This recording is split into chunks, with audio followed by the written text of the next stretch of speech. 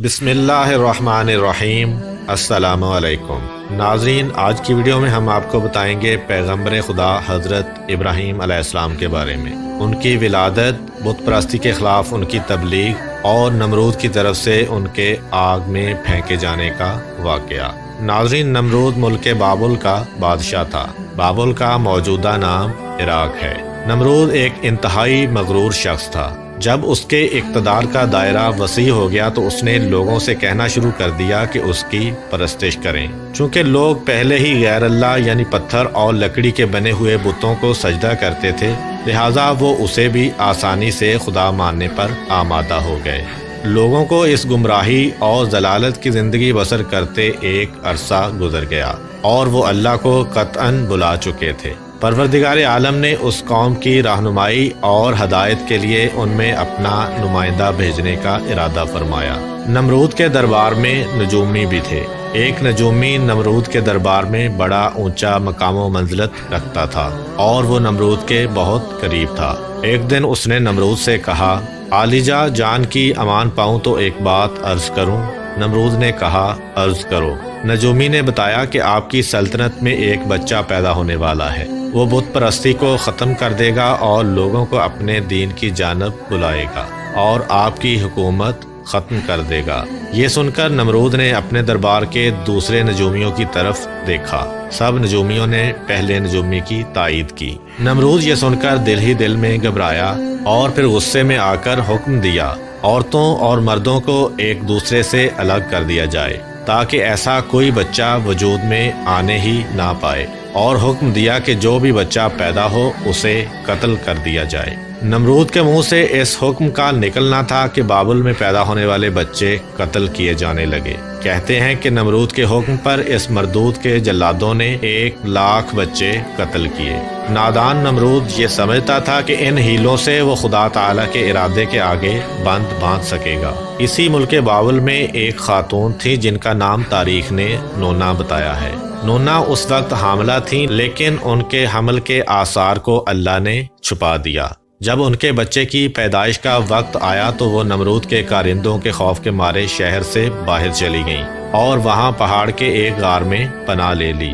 انہوں نے اپنے بچے کو اسی غار میں جنم دیا اور پھر بچے کو لٹا کر خدا سے دعا کی، اے خدا، میں اپنے جگر کے ٹکڑے کو اس غار میں لٹا کر جا رہی ہوں، ان ظالموں سے تو ہی اس کو بچانا جو معصوموں کے خون کے پیاسے ہیں۔ پھر انہوں نے بچے کو بوسہ دیا اور غار کے دہانے کو پتھروں سے بند کر کے شہر کو لوٹ گئیں۔ جب دوسرے دن غار میں اپنے بچے کو دیکھنے آئیں تو دیکھا کہ ان کا بچہ انگوٹھا چوس رہا ہے۔ اس بچے کے انگوٹھے سے دودھ جاری تھا۔ یہ بچہ کوئی اور نہیں بلکہ حضرت ابراہیم علیہ السلام تھے۔ خداوند قادر و حکیم نے ابراہیم علیہ السلام کے انگوٹھے میں دودھ پیدا کر دیا تھا اور یوں حضرت ابراہیم علیہ السلام کو غذا بہم پہنچتی رہی۔ اس غذا سے حضرت ابراہیم علیہ السلام دن میں اتنا بڑھتے تھے جتنا ایک عام بچہ مہینے میں بڑھتا ہے۔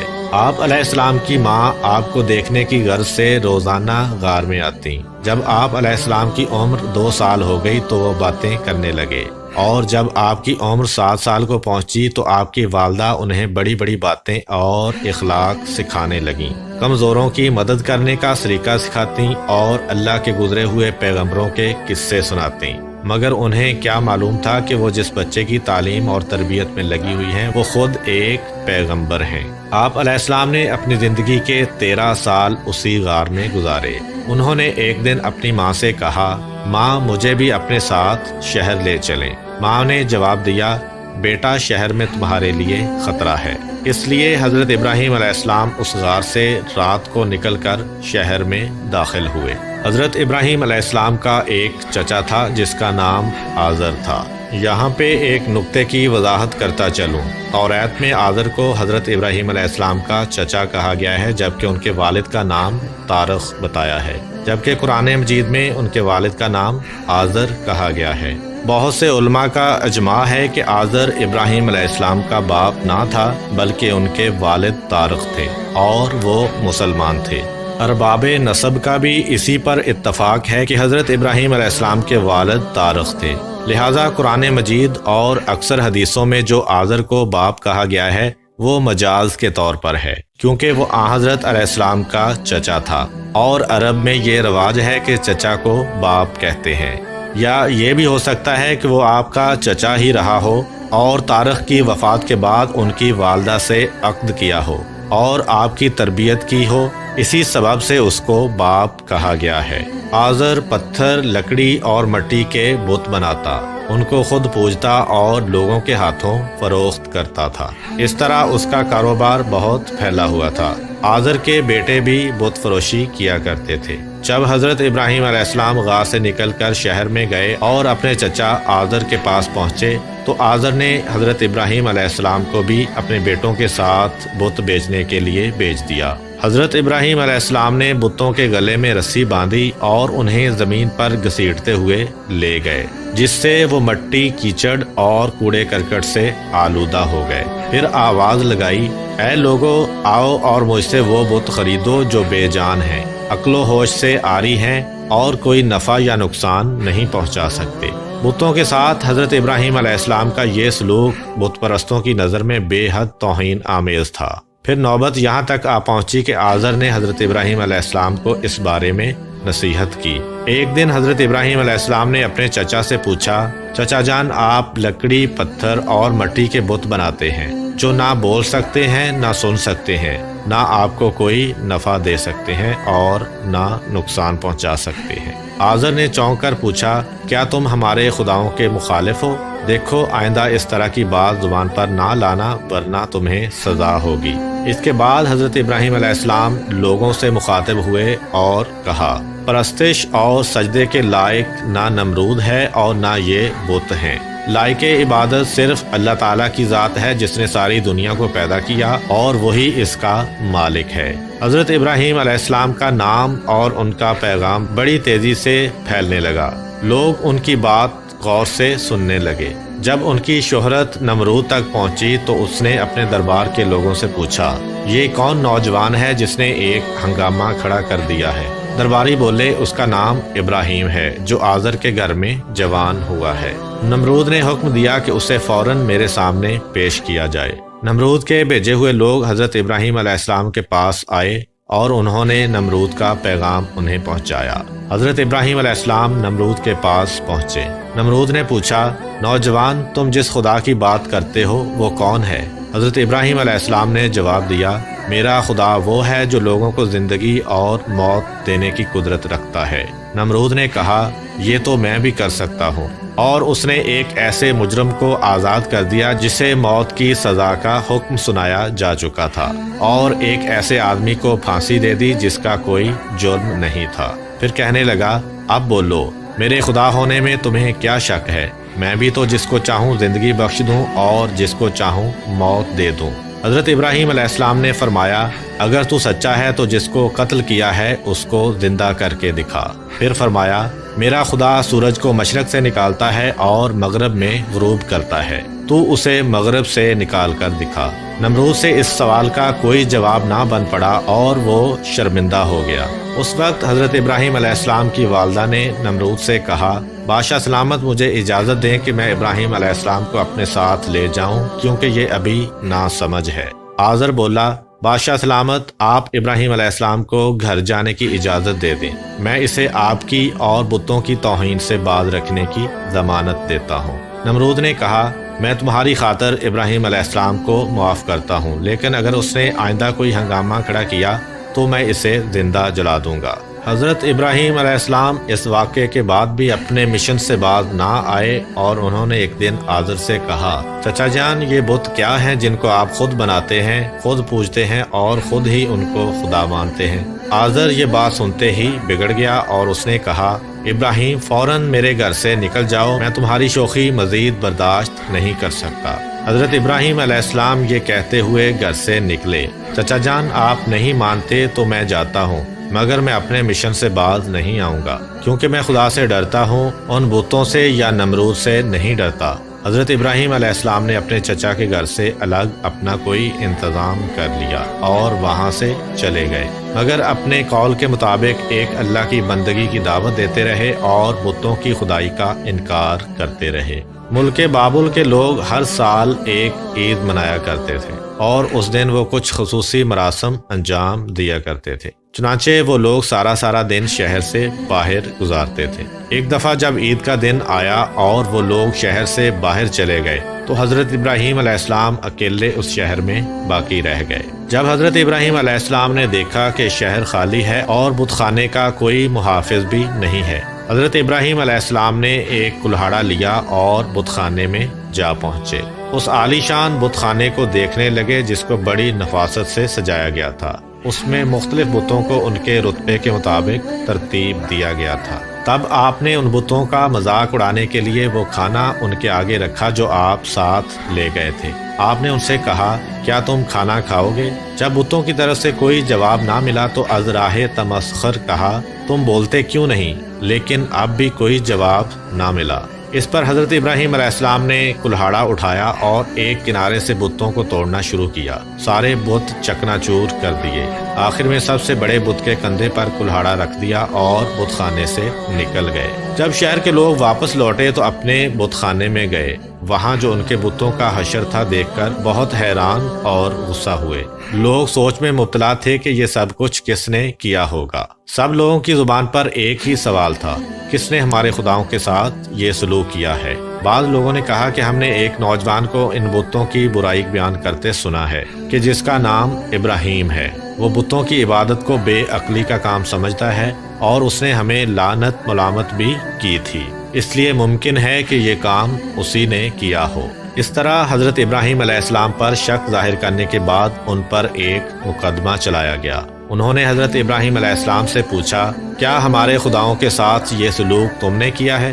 حضرت ابراہیم علیہ السلام نے بڑے اطمینان سے جواب دیا، یہ بات اس بڑے بت سے پوچھیے جس کے کندھے پر کلہاڑا ہے۔ اس شخص نے کہا، وہ تو بول نہیں سکتا۔ حضرت ابراہیم علیہ السلام نے جواب دیا، جی ہاں، بولنا تو دور کی بات ہے، اگر اس کی ناک پر کوئی مکھی بھی بیٹھ جائے تو یہ اسے بھی اڑا نہیں سکتا۔ بھلا دوسروں کو کوئی فائدہ یا نقصان کیا پہنچائے گا؟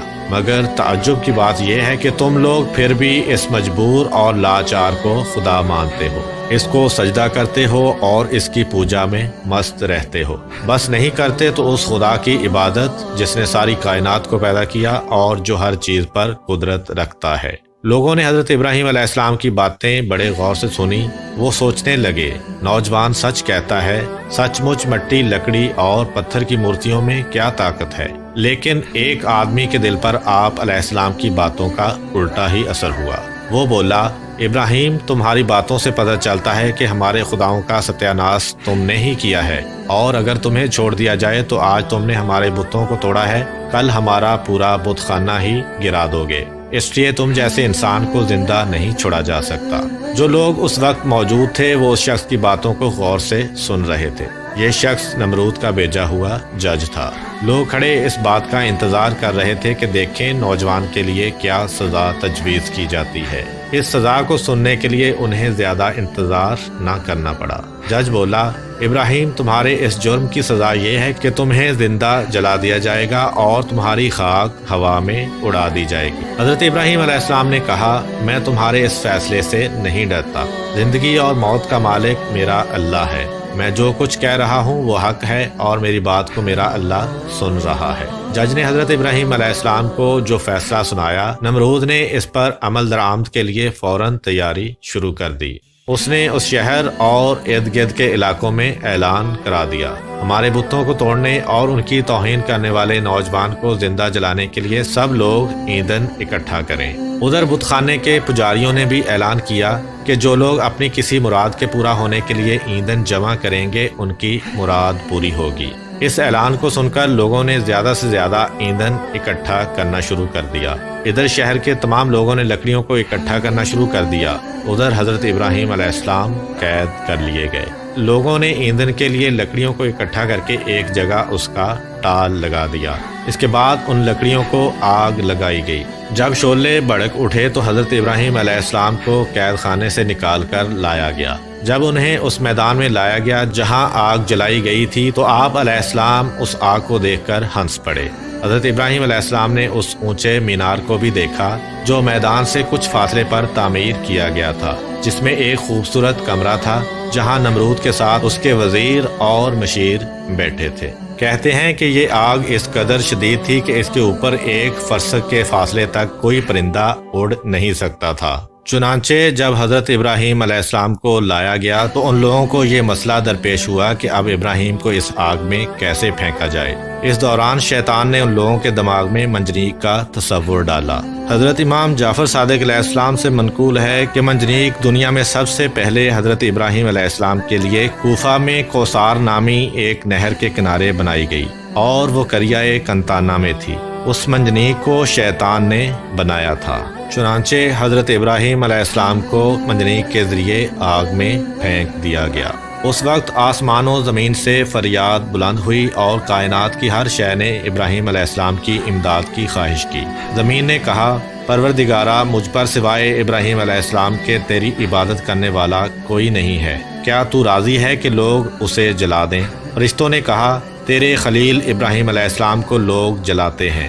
حق تعالیٰ نے فرمایا، اگر مجھ سے وہ مدد طلب کرے گا تو یقیناً قبول کروں گا۔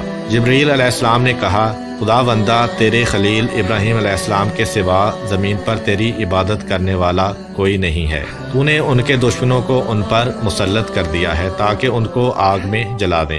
حق تعالیٰ نے فرمایا کہ خاموش ہو جا، ایسی بات تیرے جیسا بندہ کہہ سکتا ہے جو ڈرتا ہے کہ کوئی امر اس کے قبضہ اختیار سے باہر ہو جائے گا۔ وہ میرا بندہ ہے، جس وقت چاہوں گا اس کو بچا لوں گا، اگر وہ مجھ سے دعا کرے گا تو میں قبول کروں گا۔ پھر ابراہیم علیہ السلام نے اپنے پروردگار سے دعا کی، یا اللہ ہو، یا واحد ہو، یا احد ہو، یا من لم یلد ولم یولد ولم یکن لہ کفوا احد نجنی من النار برحمتک۔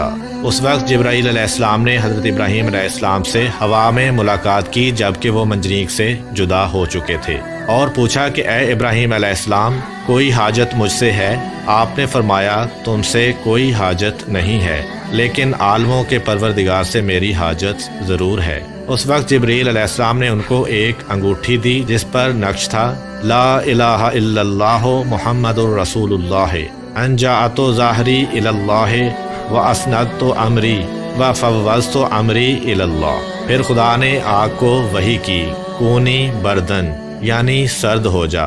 اس کے ساتھ ہی آگ سرد ہو گئی اور وہاں جبرائیل علیہ السلام آئے اور آپ کے ساتھ بیٹھ کر گفتگو میں مشغول ہوئے۔ ان کے چاروں طرف گلو لالا پیدا ہو گئے۔ کہتے ہیں کہ جب آگ جل رہی تھی تو چھپکلی آگ کو پھونکتی تھی اور مینڈک اس پر پانی لا کر ڈالتا تھا تاکہ اس کو بجھا دے، اور جب خدا نے آگ پر وحی کی کہ سرد ہو جا تو 3 روز تک دنیا کی تمام آگ میں گرمی باقی نہ رہی تھی۔ اور یوں اللہ تعالیٰ نے اپنے پیغمبر حضرت ابراہیم علیہ السلام کو اتنی بڑی آگ سے محفوظ رکھا۔ یہ سارا معاملہ دیکھنے کے بعد نمرود حضرت ابراہیم علیہ السلام کے پاس پہنچا اور بولا، نوجوان، ہمیں تعجب ہے کہ تمہارا حکم آگ پہ چلتا ہے۔ حضرت ابراہیم علیہ السلام نے جواب دیا کہ یہ تمام میرے خدا کی قدرت ہے۔ نمرود حضرت ابراہیم علیہ السلام کی عظمت کو تو آنکھوں سے دیکھ چکا تھا، مگر وہ آپ کی باتوں کو تسلیم کرنے کے لیے پھر بھی تیار نہ ہوا۔ نمرود کو لگا کہ کہیں لوگ حضرت ابراہیم علیہ السلام پر ایمان نہ لے آئیں۔ اس نے فوراً لوگوں کو لالچ دے کر اور کچھ کو ڈرا دھمکا کر بہکایا۔ اس واقعے کے بعد اس نے حکم دیا کہ انہیں شہر بدر کر دیا جائے تاکہ کوئی شخص ان کا پیرو نہ بنے اور ان کا دین اختیار نہ کر سکے۔ حضرت ابراہیم علیہ السلام خود بھی نمرودیوں کے ساتھ ان کے شہر میں رہنے پر خوش نہ تھے، اس لیے وہ شہر چھوڑنے پر آمادہ ہو گئے۔ چنانچہ انہوں نے اپنی بکریاں اکٹھا کیں اور انہیں اپنے ساتھ لے کر روانہ ہو گئے، کیونکہ آپ کے ساتھ بہت سی بھیڑ بکریاں اور دوسرا سامان بھی تھا۔ اس لیے نمرود نے حکم دیا کہ یہ سارا مال بحق کے سرکار ضبط کر لیا جائے۔ حضرت ابراہیم علیہ السلام نے کہا، اگر تم میری بھیڑ بکریاں اور مال و متاع لینا چاہتے ہو تو میں نے اس سرزمین میں اپنی جتنی عمر صرف کر کے یہ بھیڑ بکریاں جمع کی ہیں، تم میری وہ عمر مجھے لوٹا دو اور پھر میرا مال ضبط کر لو۔ جب بات بڑھ گئی تو یہ مقدمہ نمرود کے ایک منصف کے پاس پہنچا۔ اس نے فریقین کے بیانات سننے کے بعد فیصلہ حضرت ابراہیم علیہ السلام کے حق میں دے دیا۔ تب آپ اپنی بھیڑ بکریاں اور دوسرا سامان لے کر اپنی بیوی سارہ اور اپنے بھتیجے حضرت لوط علیہ السلام کے ہمراہ بابل چھوڑ کر چل دیے۔